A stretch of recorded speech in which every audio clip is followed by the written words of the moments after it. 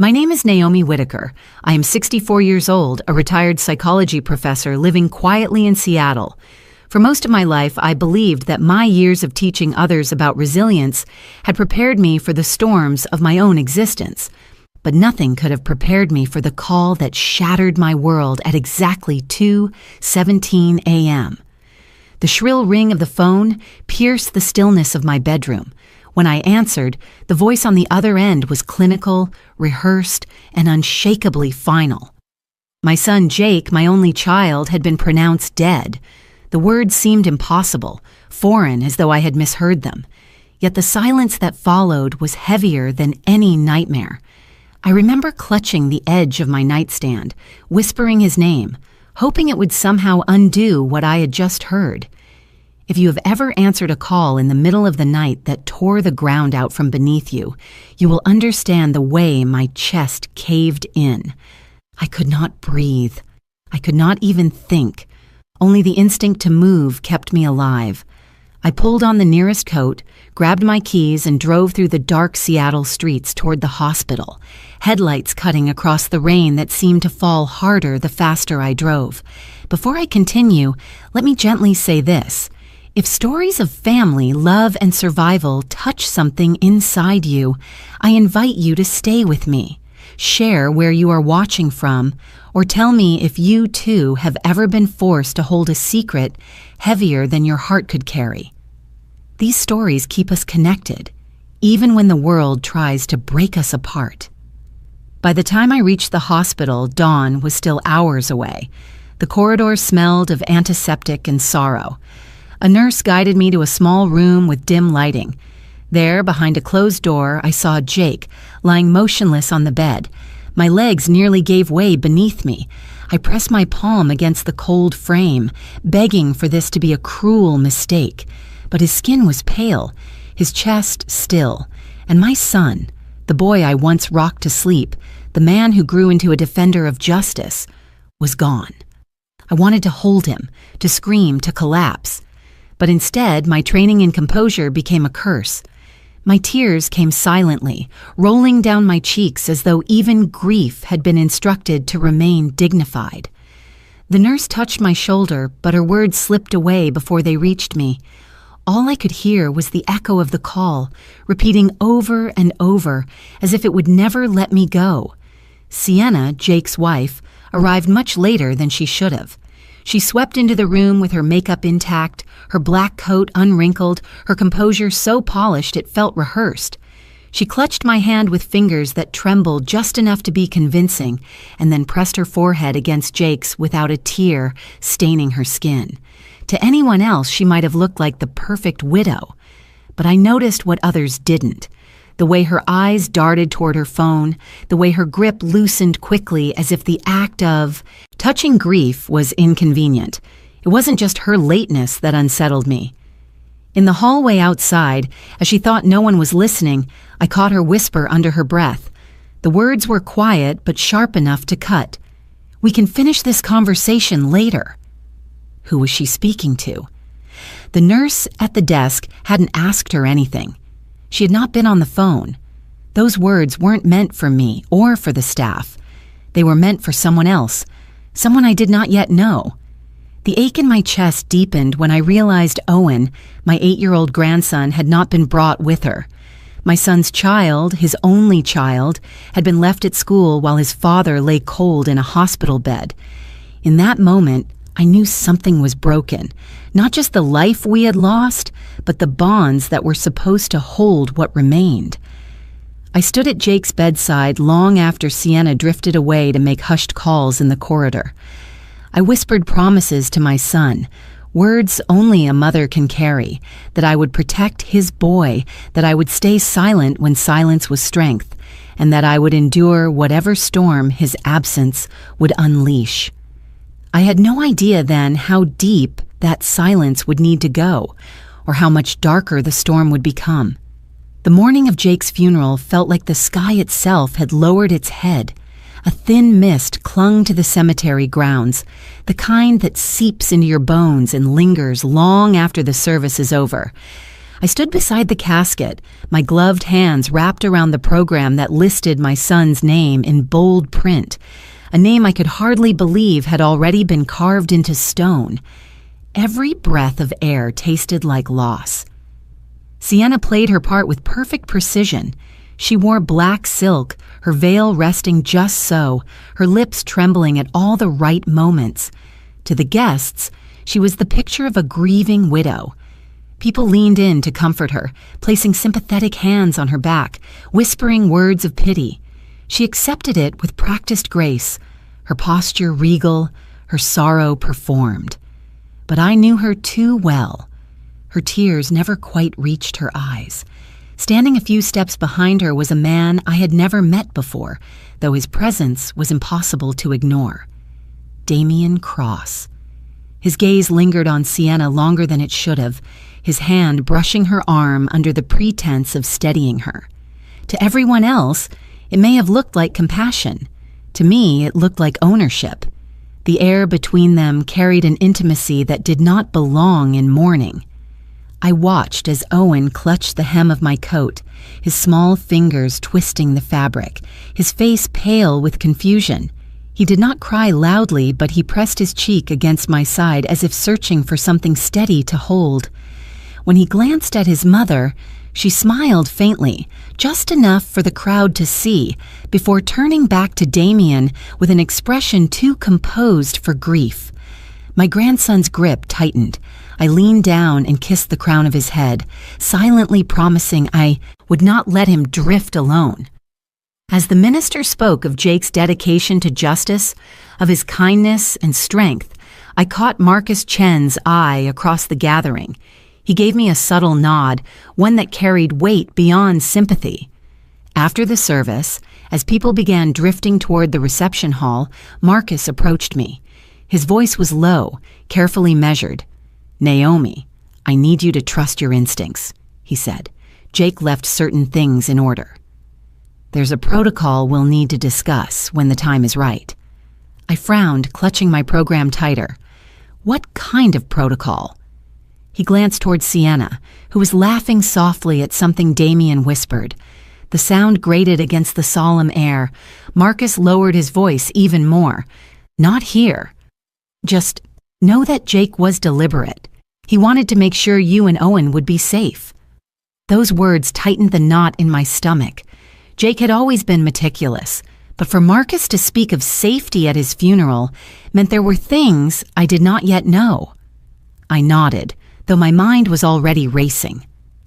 Back inside the hall, I stood near the buffet table, watching Sienna glide through the crowd like a hostess at a gala.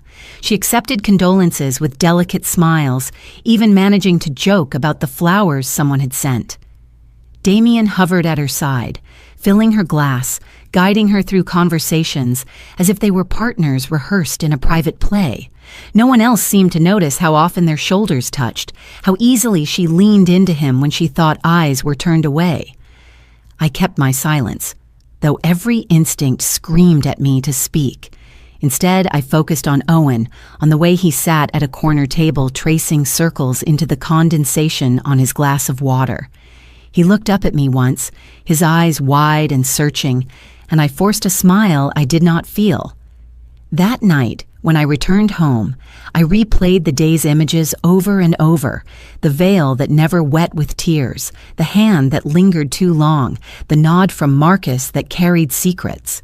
The mask Sienna wore might have fooled the mourners, but to me, cracks had already begun to show. In the days after the funeral, my house in Seattle became both a sanctuary and a prison. The air smelled faintly of lilies left over from the service, and the silence pressed down like a heavy quilt. Owen spent most evenings at my kitchen table, coloring in his notebooks while I prepared simple meals. I could see the shadows in his eyes, the way grief settled differently in children. He did not wail or demand answers. Instead, he grew quiet, observant, asking only the kinds of questions that pierced straight through a grandmother's heart. I remembered the times Jake had entrusted him to me when court deadlines kept him late at the office.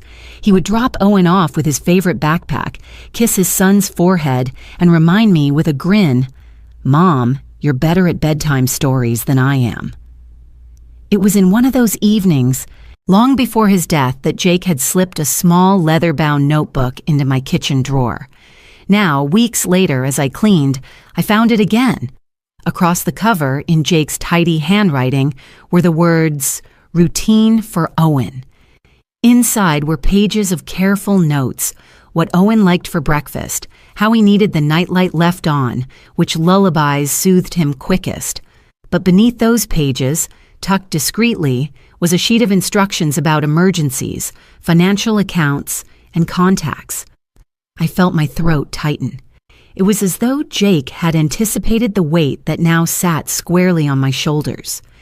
Meanwhile, Sienna showed little interest in Owen's needs. She arrived one afternoon, perfume heavy in the air, asking if I had the paperwork for Jake's estate. Her words were clipped, businesslike. "We should talk about the house," she said, her eyes scanning my living room as though measuring what could be hers. I placed a hand over the notebook and forced a calm smile. Jake wanted things handled with care. Right now, Owen needs stability more than anything. She waved my words away, already scrolling through her phone. "There are assets that shouldn't sit idle." "It's inefficient. I'll have Marcus set up a meeting." I caught the contradiction immediately. Marcus had already hinted at things Sienna clearly didn't know. Her eagerness to move forward so quickly only deepened my suspicion. Still, I said nothing. Instead, I chose silence as my shield, knowing that every word I withheld was another layer of protection. That night, I sat in my armchair, the notebook in my lap, listening to the faint hum of traffic outside. I thought of Jake, of how he had tried to prepare me, and of how Sienna's mask of grief had already begun to slip. Anger burned in my chest, but I pressed it down. My silence would be my strength.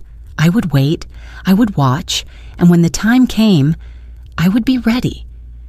The meeting with Marcus took place in his downtown office, a space filled with polished oak shelves and the faint scent of old legal texts. I sat across from him, hands folded tightly in my lap, Owen sketching quietly beside me. My heart pounded as Marcus placed a sealed envelope on the table, his expression solemn but steady. "Naomi," he said gently. Jake updated his will not long before he passed. He was deliberate. He wanted this read with you present, not in a crowded courtroom.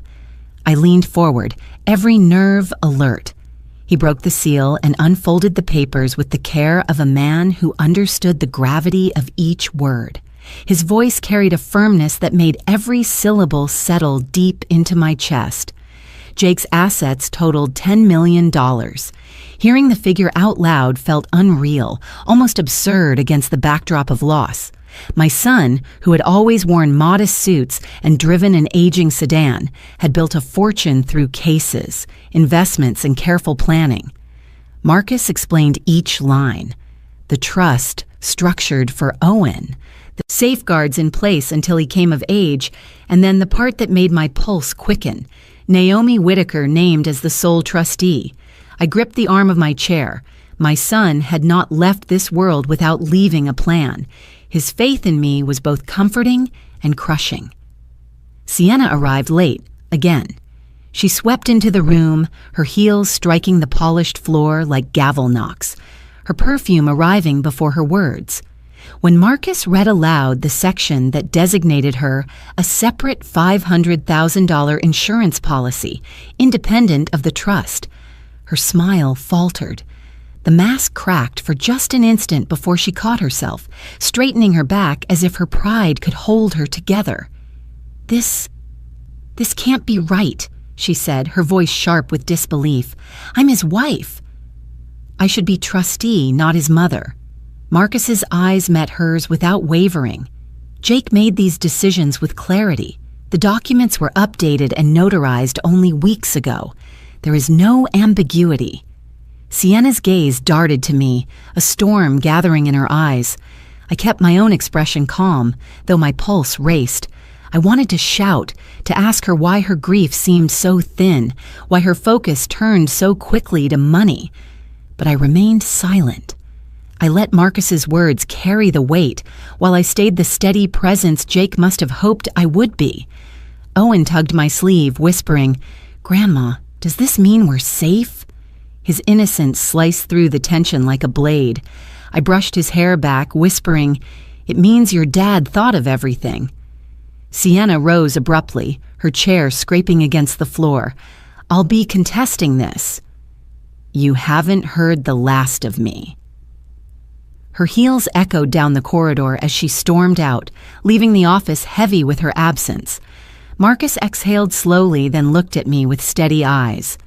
"Naomi, you'll need strength for what's coming. Jake trusted you for a reason. We'll stand together." I closed my eyes briefly, feeling both the weight of $10 million and the heavier burden of what it meant. The storm had only just begun, but I could already hear my son's voice in my heart. "Stay strong, stay silent, protect Owen." That evening, long after Owen had fallen asleep in the guest room with his stuffed bear pressed tight against his chest, Marcus placed another envelope in my hands. The handwriting across it was unmistakable. My son's bold script, steady and certain, stared back at me. My fingers trembled as I broke the seal, the crack of paper louder than the ticking of the clock on my mantel. Inside was a letter, written weeks before his death. I unfolded the pages slowly, as though rushing might shatter the last connection I had to his voice. "Mom," it began, "if you're reading this, it means the precautions I feared became necessary. I need you to trust me. Don't tell Sienna what I've left behind. Don't tell her about the trust, the structure, or the protocols. Let her show her hand. Let her make her choices. Silence will protect Owen more than confrontation ever could." My breath caught. Jake had known. Maybe not the exact shape of the betrayal, but he had sensed it. His words carried both sorrow and clarity, like a man who understood the fragility of those he loved and the ruthlessness of those who pretended to love him. He went on, "I've seen signs that Sienna's loyalty isn't with this family. I cannot prove everything, but I've left Marcus with documentation that will guide you if something happens to me. I'm sorry to ask this of you, Mom, but please remember, you've always taught me that patience reveals more truth than anger. Do the same now. Protect Owen. Let silence be your strength." Tears blurred the ink, and I pressed the letter against my heart. My son, even in death, was guiding me. He had trusted me not just as his mother, but as the custodian of his child's future. I read on. "If you ever feel tempted to confront her, remember this. Truth doesn't need shouting. It shows itself in time. And when it does, you'll have the proof. I've given Marcus the emergency protocol. He knows what to do. You don't have to carry this alone." I sat back in my chair, the letter trembling in my hands. The sound of rain pattered softly against the windows, and somewhere in the house the floor creaked, as though Jake's presence had walked through one last time. The weight of his instructions pressed down on me, heavier than grief, heavier than the fortune he had left behind. I wanted to scream, to demand why my son had to shoulder suspicion while alive, why he had to prepare for a betrayal from the woman who should have been his partner. But his words gave me no room for despair. They called me to strength, to strategy, to a silence sharper than any weapon. I folded the letter carefully and placed it back in its envelope. Then I tucked it into the same drawer where Jake had once left the notebook for Owen. I whispered into the stillness, "I will honor this, Jake. I will protect your boy." That night, I lay awake, the rain tapping against the glass, the letter burning like a brand in my mind. Silence was no longer just my grief. It had become my shield, my vow, and my weapon. The morning after reading Jake's letter, I brewed coffee that tasted bitterer than usual. The kitchen smelled of rain-soaked air drifting in from the cracked window, and I caught myself staring at the drawer where the letter now rested. His words echoed in my mind like a refrain. "Don't tell her, let her show her hand." It didn't take long. Sienna arrived unannounced, her heels clicking against my porch as though she owned the place. She didn't bother to knock twice before stepping in, her smile polished, her tone rehearsed. "Naomi," she said, sweeping her gaze around the living room, "I've been thinking. It doesn't make sense for you to stay in this old house all by yourself. Why don't you transfer the deed to me? I can handle the paperwork, and in exchange you'll have no worries. You deserve rest." Her words dripped with false kindness, every sentence shaped like an invitation, but sharpened like a demand. I motioned for her to sit at the dining table, masking the storm that surged inside me. She pulled out her phone, scrolling through a document already drafted. "Look, I've prepared the transfer papers. All we need is your signature. With the market the way it is, I can put a deposit down on a beautiful condo downtown. Owen will have a modern space when he stays with me, and you won't have to worry about upkeep anymore." I studied her carefully. Her story was rehearsed, yet the cracks showed when she spoke too quickly. Her mention of the condo deposit betrayed more than she realized. She wasn't thinking about Owen's comfort. She was thinking about her freedom. I forced my voice into calm curiosity. "That's generous of you to think of me, Sienna. But Jake always loved this house. Don't you think Owen deserves some stability right now?" For just a fraction of a second, her jaw tightened before she recovered her gracious smile. "Stability is exactly why I'm suggesting this.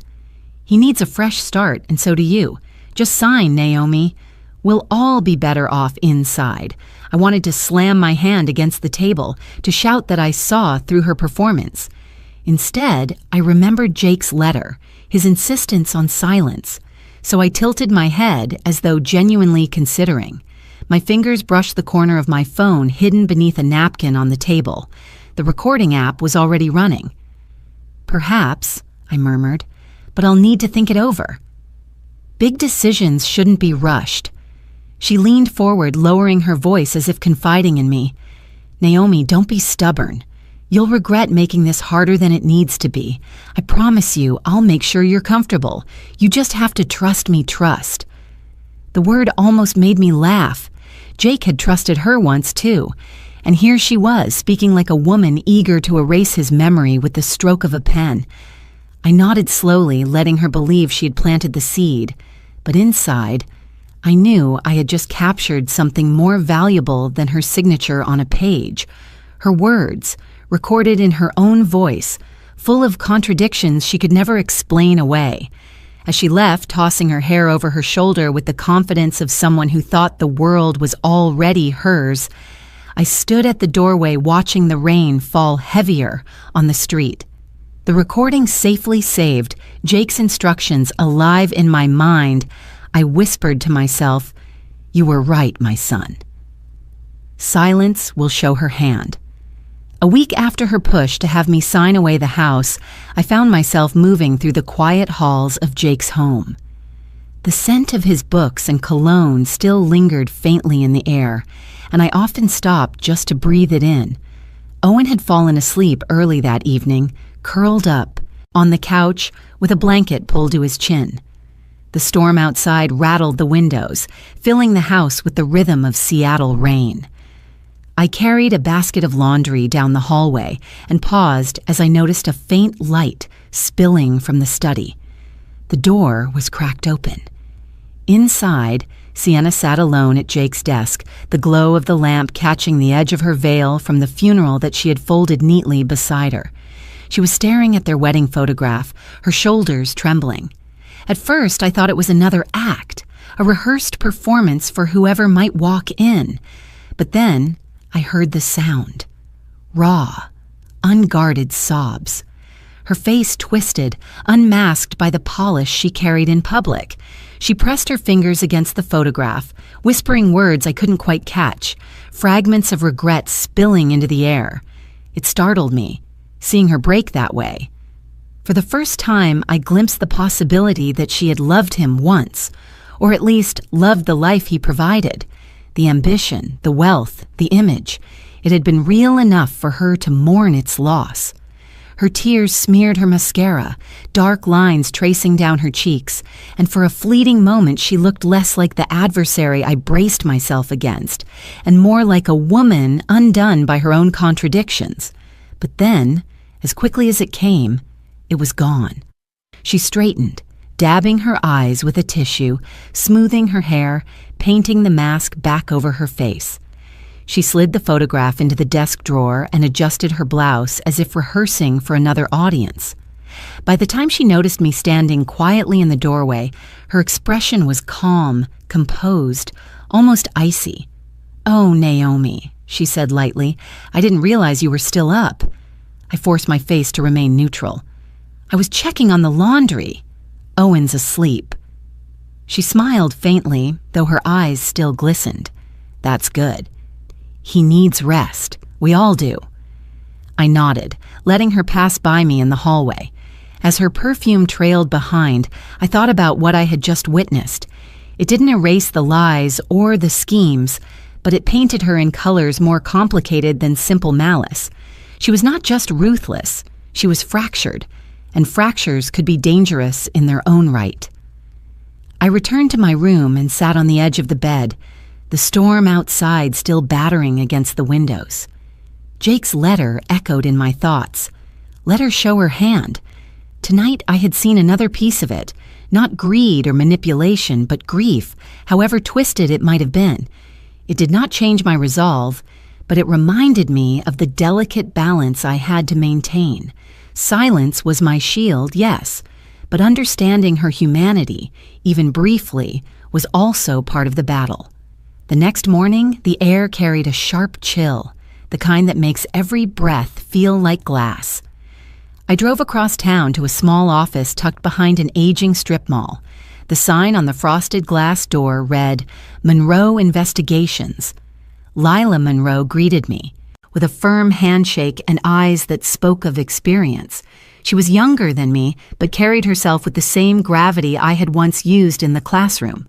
"Naomi," she said, lowering her voice, "I have what you asked for." She led me into a cramped office where the blinds were drawn tight against the gray light. From a locked drawer, she pulled out a thick black file and placed it on the desk between us. My stomach turned as she slid it toward me. The weight of it felt heavier than paper should. Inside were photographs, Sienna and Damien hand in hand at a waterfront restaurant, Sienna entering his condo late at night and leaving just before dawn. The timestamp on one photo stabbed me like a blade. It was taken the night after Jake's funeral. She had not even waited a week before stepping fully into her other life. There were text messages too, pages of them printed and highlighted, words about money, about Newport and Grand Cayman, about future resorts and deposits. Sienna's phrases were careless, dripping with greed. Damien's were colder, more calculated. He spoke of investment opportunities, of freedom, of a life unburdened by Owen. My hands shook as I turned the pages, the images searing themselves into memory. Jake had been right. His instincts had not failed him. And now, with Lila's file in front of me, I had the proof he had hoped would surface. Marcus arrived midway through the meeting, his presence steadying me. He skimmed the evidence, his jaw tightening. "This isn't just an affair," he said grimly. "This is neglect. She's planning an escape. The court won't ignore this when the time comes." I closed the file gently, though my pulse thundered. Every page screamed betrayal, but my grief kept me silent. Anger would have been easier. Silence was harder, heavier. But Jake's words in his letter pressed into me like a command. Don't speak too soon. Let her unravel. Before I left, Lila added one more detail. "She's planning a healing trip," she said, her tone laced with irony. "She's telling people it's to recover from Jake's death. In reality, it's a scouting trip for Damien's project." I carried the file home, sliding it into the same drawer that now held Jake's notebook and his letter. 3 pieces of a puzzle, each more damning than the last. That night, as Owen slept soundly in the next room, I sat at the dining table staring at the evidence. My son had asked me to protect his boy, and now the path was clear. Silence first, action later. The rain tapped against the windows like an impatient reminder. The storm was building, and soon the world would see the truth of who Sienna really was. The trip to Newport was meant to be a family getaway, or at least that was how Sienna had described it. She called it a chance for Owen to experience something refreshing, but I knew better. It was another step in her careful dance with Damien. I agreed to go, not because I trusted her, but because I refused to let Owen out of my sight. The resort loomed tall, glass windows reflecting the ocean like a mirror, its rooftop pool glistening beneath the late afternoon sun. Owen's eyes lit up when he saw the water, the innocence of childhood breaking through the layers of grief he had been carrying. He asked if he could swim, his small voice bubbling with excitement. I hesitated, then agreed, making sure to stay close. Sienna arrived on the deck in a flowing cover-up, Damien trailing just behind her with sunglasses perched on his head. They looked less like mourners and more like vacationers, their laughter jarring against the memory of Jake's grave, only weeks old. I noticed how little attention Sienna gave to Owen. Her phone was in her hand, her smile directed at Damien, her son's joy an afterthought. Owen kicked at the water from the edge, his laughter carrying in the air. For a fleeting moment, I let myself enjoy the sound. Then, in an instant, the joy fractured. Owen leaned too far forward, his balance giving way. I shouted his name as his arms flailed, his small body tipping toward the deep end. I lunged forward, my hands gripping his arm just before he went under. My heart thundered as I pulled him back, his chest heaving, eyes wide with shock. "Grandma," he gasped, clutching at me. I wrapped my arms around him, holding him against my chest as if I could shield him from every danger in the world. Sienna barely looked up from her screen. "He needs to be more careful," she said coolly, before turning back to Damien, who was pointing out property lines along the shore, talking about potential condos in Scottsdale. Their voices blurred together in a language of deals and deposits, words that felt more dangerous than the water had been. Later, when Owen was tucked safely beside me in our room, he whispered, "Grandma, Mom doesn't watch me." "She only watches him." His voice cracked, and his small fingers traced circles on the hotel bed sheet. My chest tightened as I kissed his hair, silently promising him that he was not invisible to me. Before we left Newport, I asked the concierge discreetly for copies of the security footage from the rooftop pool. A kind woman slipped me a small envelope, her eyes sympathetic.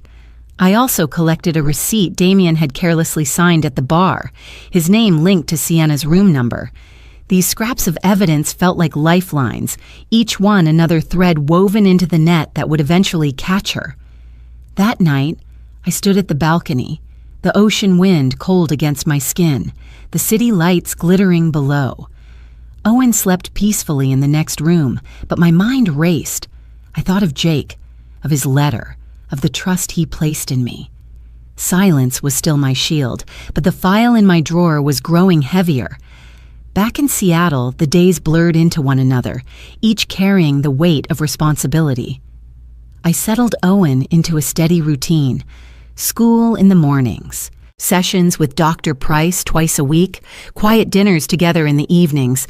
He clung to structure the way a child lost at sea clings to driftwood. But outside the walls of my house, the world was stirring. Sienna had begun to stir too, her schemes sharper and more reckless. It started with a call from Mrs. Callahan, my neighbor who lived just across the street. One night she had heard raised voices from Jake's old house, Sienna's sharp tone slicing through the night, Owen's smaller voice barely audible in return. Alarmed, she called me, her words shaking. "Naomi, I don't think he's safe there." Should I report it? I told her I would take care of it. But she wasn't the only one who noticed.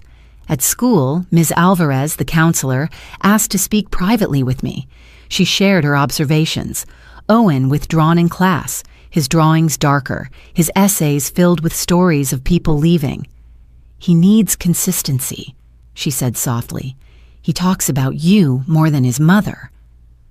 "I'm required to document this." Not long after, Dr. Price echoed similar concerns. He scribbled in his notes during one of Owen's sessions, later telling me gently, "He feels safest with you, Naomi." I'll put that in my report. It matters. The pressure built until one rainy evening, Officer Grant knocked on my door. His uniform was damp, his notebook already open. "We had a call," he explained. "Noise complaint from the Whitaker residence, your daughter-in-law's place. We're obligated to log it. Child Protective Services may review." The words tightened around my chest. CPS. The thought of strangers prying into Owen's already fragile life filled me with dread. Grant assured me the case might close quickly, that the evidence wasn't conclusive. Still, the possibility was there, hanging in the air like a storm cloud. For several days, I lived in a kind of suspended fear. Every time the phone rang, I braced myself for news that CPS had opened a formal file. I imagined courtrooms filled with unfamiliar faces, strangers deciding the future of the boy sleeping under my roof. But the call never came. Instead, the case was temporarily closed for insufficient cause. Relief washed over me, but it came tangled with another emotion. Urgency. The net was tightening, but not enough to hold Sienna accountable. She was still free to maneuver, still free to slip away. I could not force the truth into the open before its time. I had to wait, to let her choices draw the picture more clearly. That night, I sat by the window watching the rain pool against the glass. Owen's laughter floated from the living room where he and Mrs. Callahan played a simple card game. The sound steadied me. This wasn't just about money or inheritance. This was about a child who deserved to feel loved, a child who should never wonder why his mother looked past him. I pressed my hand against the cool pane and whispered into the night, "Not yet, Jake." But soon. It was late afternoon when Sienna showed up at my door, a leather folder tucked under her arm. She didn't ask to come in, she simply stepped across the threshold as if the house already belonged to her. Her perfume filled the air, sharp and deliberate, the kind of scent meant to mask nerves. I guided her into the dining room, where the light fell across the table and revealed the strain around her eyes. She sat down and spread the folder open with a practiced flourish. Inside were neatly typed documents, pages stamped and tabbed, signatures marked with sticky notes. "Naomi," she said in a voice soft enough to sound gentle, firm enough to cut, "it's time we stop dragging this out. Sign these papers, and everything will be resolved." I glanced at the top page. Property transfer, guardianship waiver, clauses buried in dense paragraphs that would strip me of every right I held over Owen's trust and my own home. At the bottom, Damien's name was faintly scribbled in a margin, as if he had reviewed the draft himself. My hands stayed folded in my lap. "What exactly are you asking me to give up?" Her smile was quick, almost impatient. "Not give up. Exchange. You'll be taken care of. I'll ensure you have a stipend for life. All you need to do is step aside gracefully. Owen will adapt. Children always do." I felt my chest tighten. My grandson was not a pawn to be moved across her board. Still, I kept my expression calm, my voice steady. "And in return?" She leaned closer, her whisper venomous. "In return, you won't be dragged through legal hell.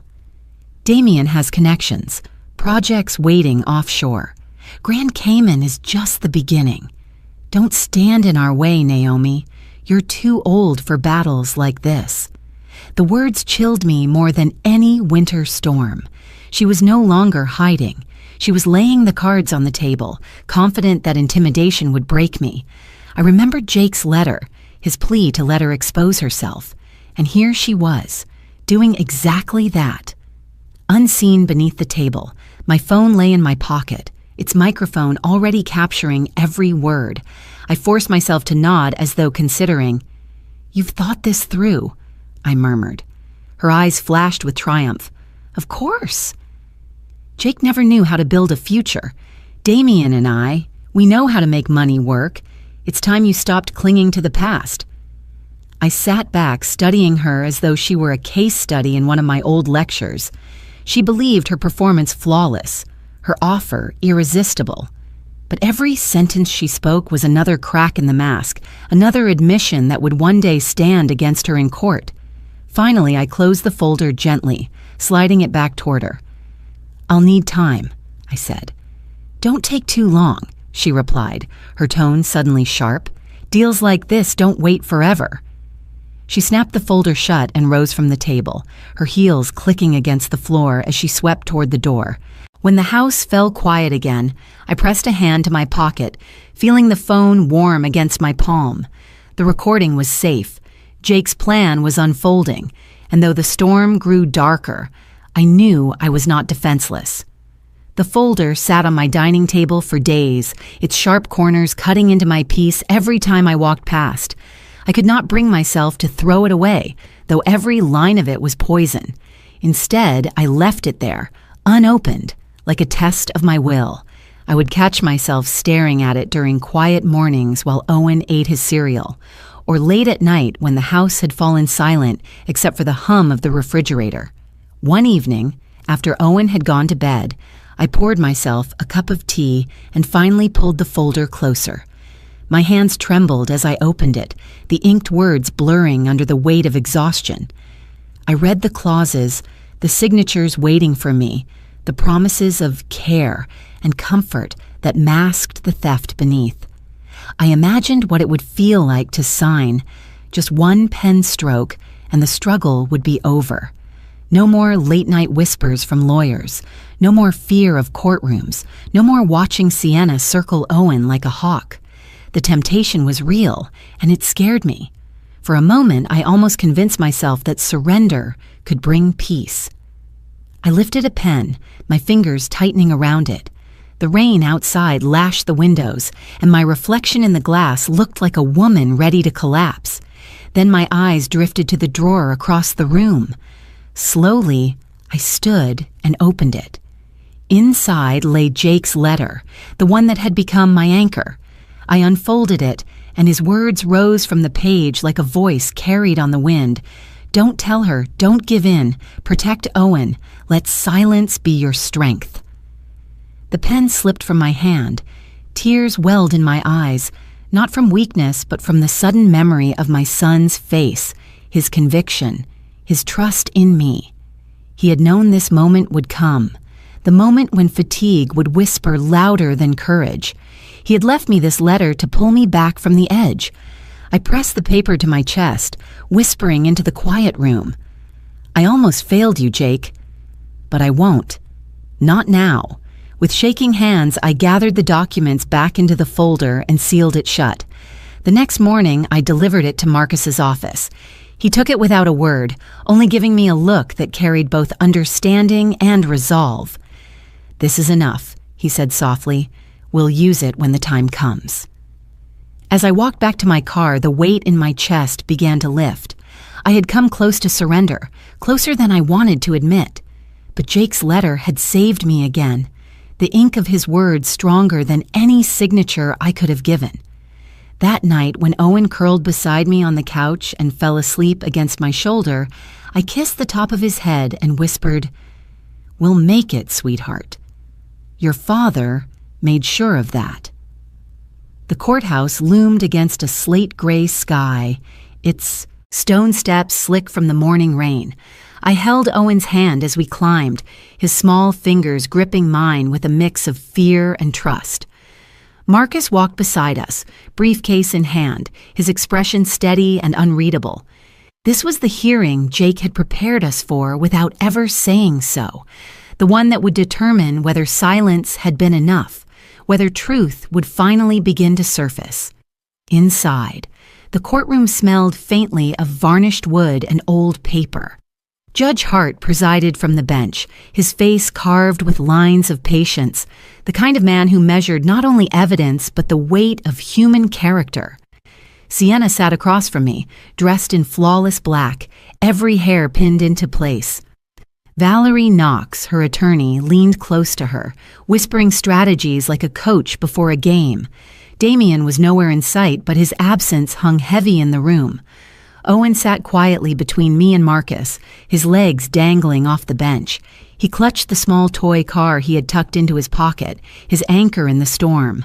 I laid my hand gently over his, reminding him he wasn't alone. The hearing began with formalities, statements read, documents submitted. Marcus stood, his voice firm as he presented evidence. The updated will, Jake's trust instructions, and the preliminary observations from Dr. Price and Ms. Alvarez about Owen's well-being. He laid out the pattern of neglect, not with anger but with precision, letting the reports speak for themselves. Valerie rose in response, her tone sharp. She painted Sienna as a grieving widow unfairly maligned, a woman struggling to balance career and motherhood under impossible circumstances. She emphasized Sienna's rights as a mother, her position as Jake's wife, her entitlement to maintain authority. Every word was polished, designed to shield Sienna's image. But then came Miss Flores. She took the stand, her neutral tone steady, her report thorough. She described her supervised visits, how Sienna often prioritized her phone over Owen, how she posed for photographs instead of engaging with him, how his eyes followed her with confusion rather than comfort. She did not embellish. She did not accuse. She simply observed, and her words carried more weight than arguments ever could. I watched Judge Hart's face as he listened. He made no grand gestures, but I saw the shift, the careful filing away of details, the weighing of responsibility. Finally, he spoke. His voice filled the room with quiet authority. Pending further review, custody of Owen Whitaker will remain under the temporary guardianship of his grandmother, Naomi Whitaker.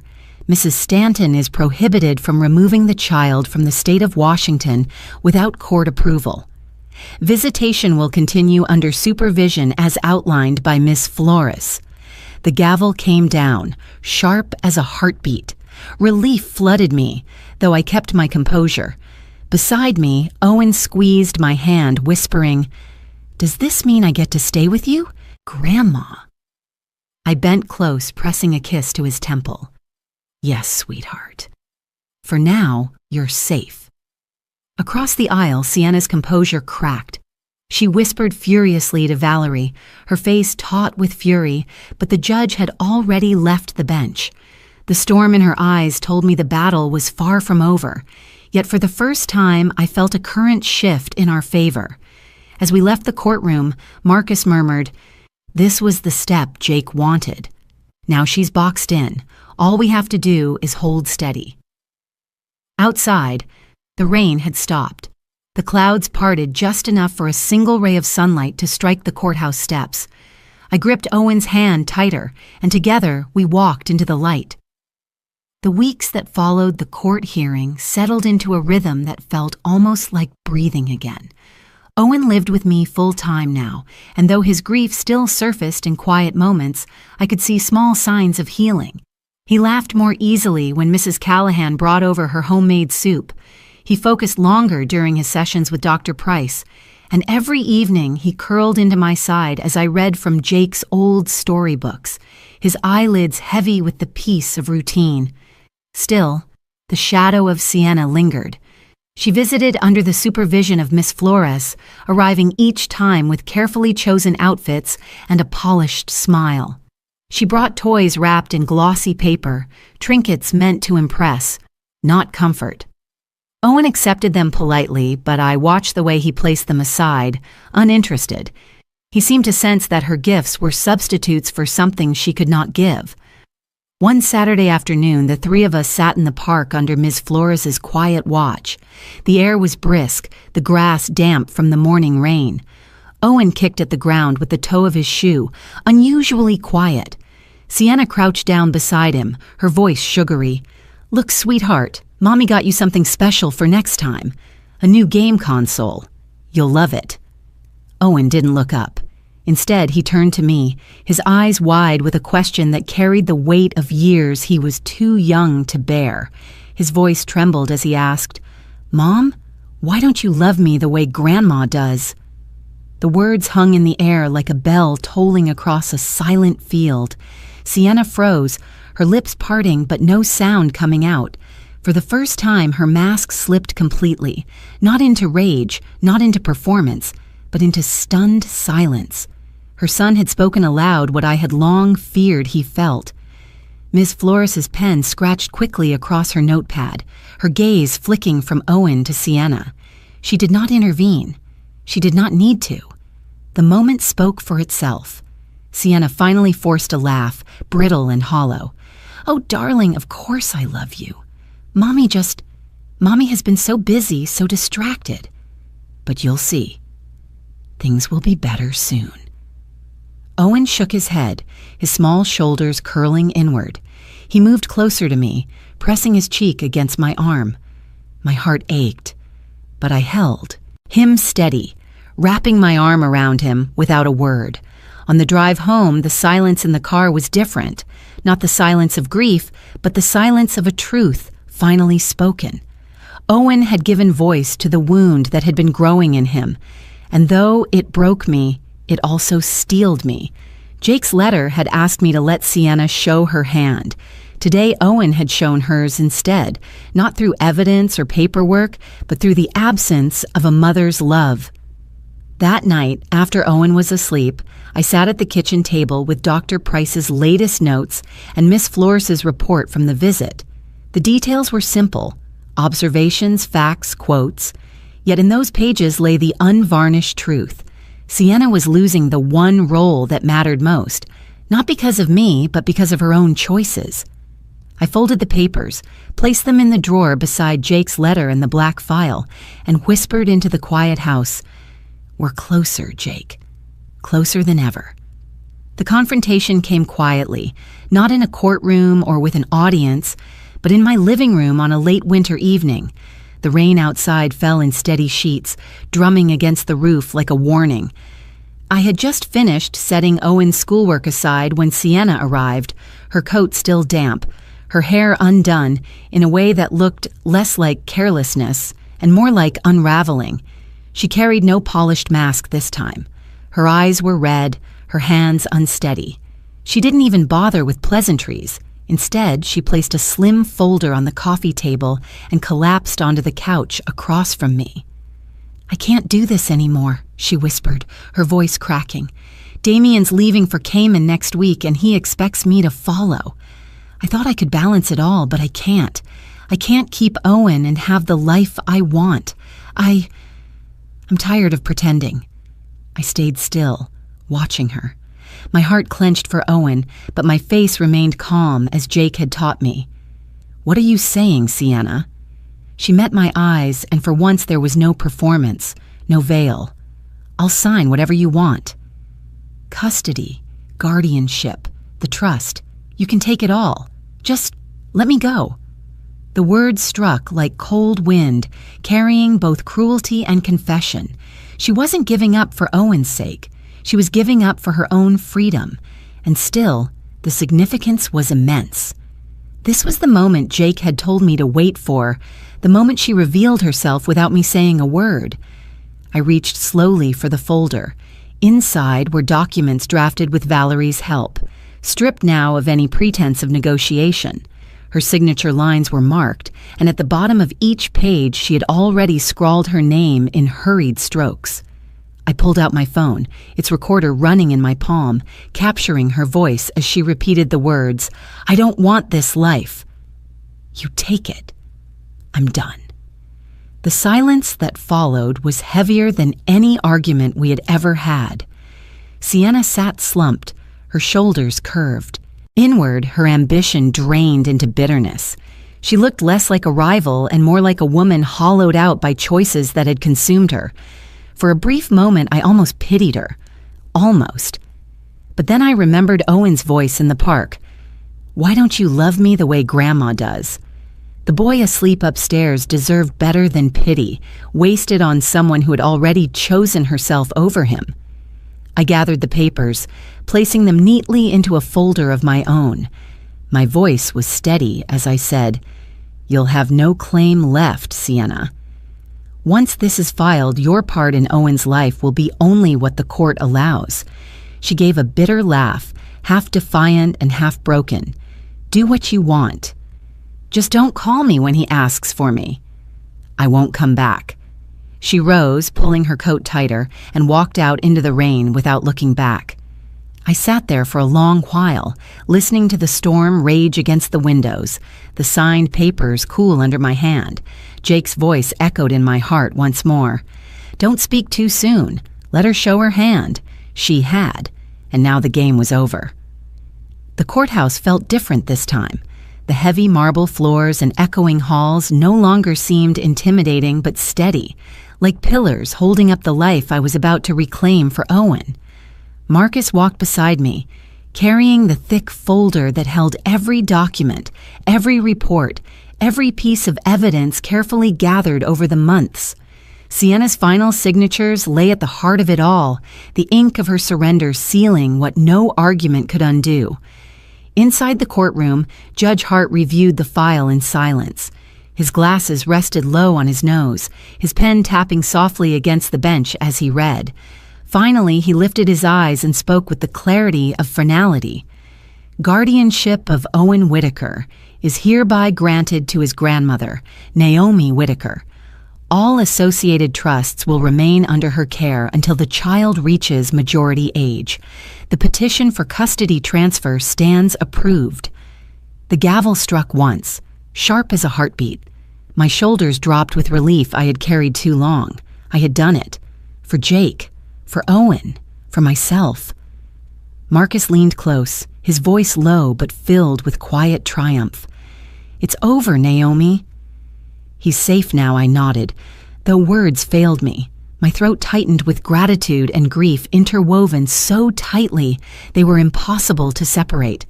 Across the aisle, Valerie shuffled her papers quickly, her client absent. There was nothing left to contest. As we left the courthouse, Owen ran to my side, his small hand slipping into mine. He had been waiting with Mrs. Callahan, who smiled softly, her basket of soup containers swinging from her arm, as if she had known I would need comfort today. Owen's eyes sparkled with a light I had not seen in months. "Grandma," he said, his voice hushed with solemn pride, "Dad would be happy, right?" I knelt before him, brushing his hair back from his forehead. "Yes, sweetheart." He would be proud. More than anything, he wanted you safe. Owen reached into his pocket and pulled out something wrapped in tissue paper. He pressed it into my hand. I unfolded it slowly and gasped. It was Jake's watch, the one he wore every day, the one I had seen him check absent-mindedly during lectures and trials, the one I had tucked away when packing his things. I hadn't realized Owen had found it. He placed it in my palm with a seriousness that belied his age. "Dad would want you to keep this. He said once that watches are for people who know how to wait. You waited for the truth, Grandma." Tears blurred my vision as I clasped the cool metal against my heart. The watch ticked steadily, each second a reminder of Jake's trust in me, of the silence I had carried like armor, of the boy now safe by my side. Later that week, Marcus helped me establish the Jake Whitaker Scholarship Fund, a small portion of the trust dedicated to supporting students who dreamed of studying law but lacked resources. It was a way to honor Jake, to let his work ripple outward even in his absence. That night, as I wound the watch and placed it on my nightstand, I whispered into the quiet house, "We're safe, Jake. He's safe, and your legacy lives on." The cemetery was quiet that morning, the kind of stillness that feels like the world is holding its breath. A thin veil of mist floated between the rows of headstones, and the air carried the faint sweetness of wet grass. Owen walked beside me, his small hand tucked into mine, his steps careful but steady. He was older now in ways no child should have to be, but his eyes shone with a clarity that gave me strength. We stopped before Jake's grave. The stone was simple, carved with his name, the dates that bookended his life, and a single line he had once written in a law school notebook. "Justice is silent, but it stands." I traced the letters with my fingertips, the cool stone grounding me as memories swelled. Owen crouched down, his hand resting gently against the grave. His voice was soft but carried in the quiet air. "We're safe, Dad." Grandma made sure of it. My breath caught. The words struck deep, not as a child's reassurance, but as a truth spoken from the heart. Tears welled in my eyes, spilling freely this time. I let them fall, no longer holding them back behind composure. I stood there not as the silent shield I had been, but as a mother finally allowing herself to grieve. I knelt beside Owen, wrapping my arm around him as we sat together in the damp grass. "Your father loved you more than anything," I whispered. "Everything he did, everything he left, it was for you." We stayed there a long time, the mist curling around us like a shroud. Birds stirred in the trees, their wings breaking the silence with gentle rustles. For once I didn't feel rushed to move on. Grief and peace shared the same space, woven together in the quiet morning. Before we left, Owen reached into his pocket and pulled out the toy car he always carried. He placed it gently at the base of the stone. "You can keep this, Dad," he said, his voice steady. "I don't need it anymore." I kissed the top of his head, my tears dampening his hair. The gesture was small, but it was a gift of healing, a boy giving something away not out of loss, but out of love. As we walked back toward the car, I glanced over my shoulder one last time. The headstone stood firm against the mist, the toy car bright against the gray stone. My heart ached, but beneath the ache was a quiet strength, the kind that whispered, we had survived, and we would go on. 3 years passed, and with them came a gentler rhythm to our days. Time did not erase the loss, but it softened the edges, carving space for new beginnings. Owen was 11 now, taller, steadier, with a confidence that came not from wealth or gifts, but from knowing he was loved. That spring, he performed in his school play. I sat in the front row, my heart swelling as he delivered his lines with clarity and courage. When the applause filled the auditorium, he scanned the crowd until his eyes found mine. His smile lit up his face, and in that instant, I saw Jake in him, not just in the slope of his jaw or the warmth of his eyes, but in the strength of spirit that ran through our family like a quiet current. At home, the garden bloomed again. The small corner we had dedicated to Jake's memory was full of wildflowers, their colors dancing in the breeze. Owen had helped plant them, insisting that his father deserved a garden that grew brighter every year. On quiet afternoons, he would sit there with his sketchbook, drawing flowers and trees, sometimes even the watch I now wore around my wrist. As for me, I found purpose in teaching again, not in a lecture hall, but in the community center nearby. Once a week, I gathered a group of older neighbors and taught them painting. Some came with trembling hands, some with stories heavy as stone. But together we found release in color and brushstrokes. Healing came in unexpected places, in laughter over crooked lines, in the way art gave them a language for things too heavy for words. Mrs. Callahan still brought her soup, claiming it tasted better shared. She often lingered to watch Owen's drawings or help me prune the roses in the yard. Our home had become more than a refuge. It was a place where community, once fractured, had woven itself back together. The scholarship fund Marcus and I created in Jake's name had already supported its first students. Letters arrived from young people who wrote about dreams of law school, of defending the voiceless. Each envelope felt like Jake's voice echoing forward, a ripple of justice that extended beyond his years. One evening, as the sun dipped low and painted the sky in shades of amber, Owen slipped his hand into mine. He was quiet for a moment before saying, "Grandma, Dad's watch. It ticks louder when I'm near you. Maybe it's his way of telling us he's proud."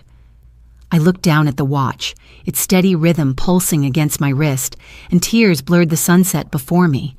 I pulled him close, pressing a kiss to his hair. "Yes, sweetheart. He is proud. Of you, of us, of everything we've carried through." The wind carried the scent of blooming flowers, and I closed my eyes, letting it fill me. The grief was still there, but it no longer hollowed me. It had become part of the soil from which love grew again. Our true inheritance was not the fortune Jake left, nor the battles we had endured to protect it. Our true legacy was resilience, love that endured through silence, and the healing that came when we chose to hold on, not to bitterness, but to each other. And as the evening deepened, I whispered into the quiet air, "We're safe, Jake. We're safe, and your legacy lives on."